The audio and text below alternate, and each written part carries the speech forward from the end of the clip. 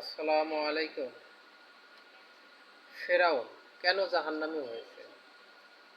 ফেরাউন জনসভা ডেকে বলেছিল, আনা রাব্বিকুমুল আলা, আমি সকল রবের বড় রব। তখন তারা জিজ্ঞাসা করেছিল যে, আপনি কিসের সকল রবের বড় রব? তখন সে বলেছিল, তারা জিজ্ঞাসা করেছিল যে আপনার নিজেরই তো সন্তান হয় না। তখন বলেছিল, আমি তো সেদিক দিয়ে রব দাবি করি না।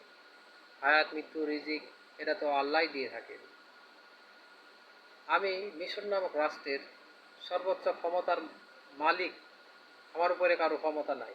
আমি এই দিক দিয়ে সকল রবের বড় রব। মিশর নামক রাষ্ট্রের আইন লাগবে, এই আইন আমার।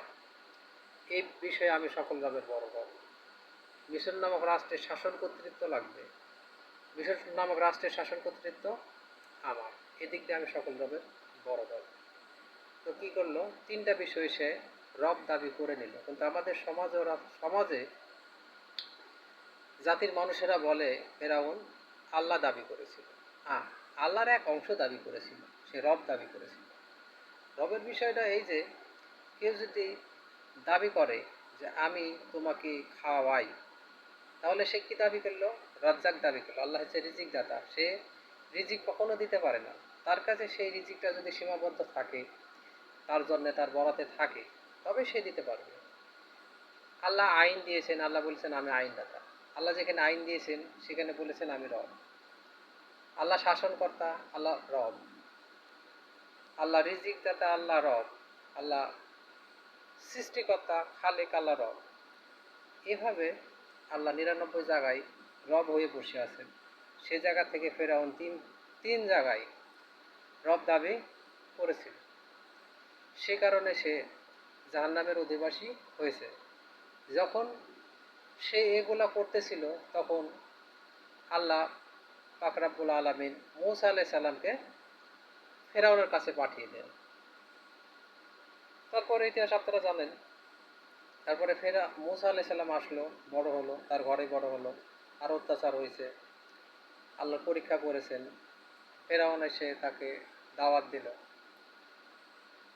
যে তুমি মিশর নামের রাষ্ট্র সকল ক্ষমতার মালিক এটা দাবি করিও না, এটা একমাত্র আল্লাহর।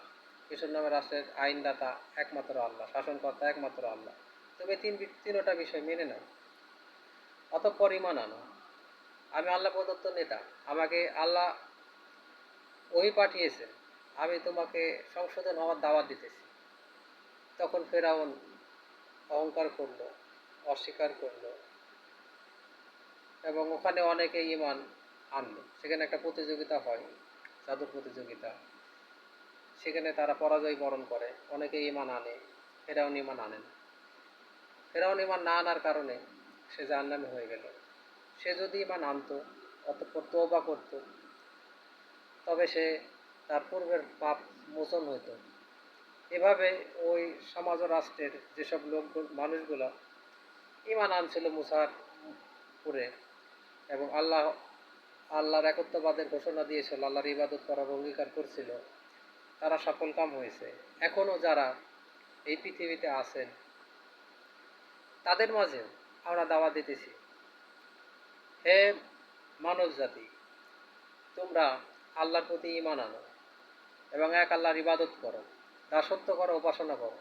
কোনো মানব রচিত সংবিধান মেনো না, মন গড়া আইন বিধানের অধীনে চলিও না।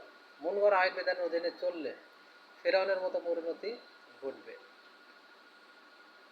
হে মানব জাতি, হে বিশ্বের মানব জাতি, তোমরা কি করো? আল্লাহর প্রতি ঈমান আনো।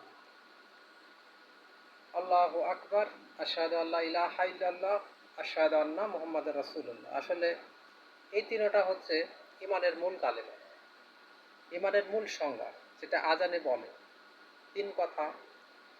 আসলে এই তিন বিষয়ে যারা মানো, তারা হাইয়া আলাস সালাহ, যারা মানো তারা সালাতে এসো। শুধু তাদের জন্যই সালাত, তাদের জন্যই কল্যাণ। আল্লাহু আকবার মানে একমাত্র আল্লাহর আইনের আনুগত্য, দাসত্ব, উপাসনা। আশহাদু আল্লা ইলাহা ইল্লাল্লাহ, আল্লাহর আইনের আনুগত্য ও দাসত্ব উপাসনা করার অঙ্গীকার করল। আশহাদু আন্না মুহাম্মাদুর রাসূলুল্লাহ, হযরত মুহাম্মদ সাল্লাল্লাহু আলাইহি সাল্লাম আল্লাহ প্রেরিত রাসূল, এবং তাহার অনুসরণ অনুকরণের ভিত্তিতে সে জীবনযাপন করার ওয়াদা করল, তাদের জন্য হাইয়া আলাস সালাহ। এই বিষয়ে হযরত মুহাম্মদ সাল্লাল্লাহু আলাইহি সাল্লামের অনুসরণের ভিত্তিতে হযরত সৈয়দ হুমায়ুন কবির সাহেব বিশ্বের মানব জাতিকে আহ্বান করতেছে, তোমরা মানব রচিত সংবিধান পরিত্যাগ করে আল্লাহর সংবিধানের আইনের আনুগত্য আসো। দাসত্ব করো, উপাসনা করো একমাত্র আল্লাহ। মানব রচিত সংবিধান মানলে আল্লাহ প্রদত্ত সংবিধান মানা হয় না। মানব রচিত সংবিধানের অধীনে থাকলে ইসলাম মানা হয় না। এ বিষয়ে হযরত সৈয়দ ওমর কবির বিশ্ববাসীকে দাওয়াত দিতেছেন, তোমরা তাগুতকে বর্জন করো। তাগুত কি? যে সমাজ ও রাষ্ট্রে মানব রচিত সংবিধান প্রতিষ্ঠা আছে সেটাই তাগুত বলে। এই তাগুতকে প্রকাশ্যে অস্বীকার অমান্য করতে হবে, মানি না, মানবই না। এবং আর এক ব্যক্তিকে বলতে হবে যে তুমিও এই কাজটা করো, মানে দিনে দাওয়াত দিতে হবে, তারাই হবে সফল কাম। আল্লাহু আকবার।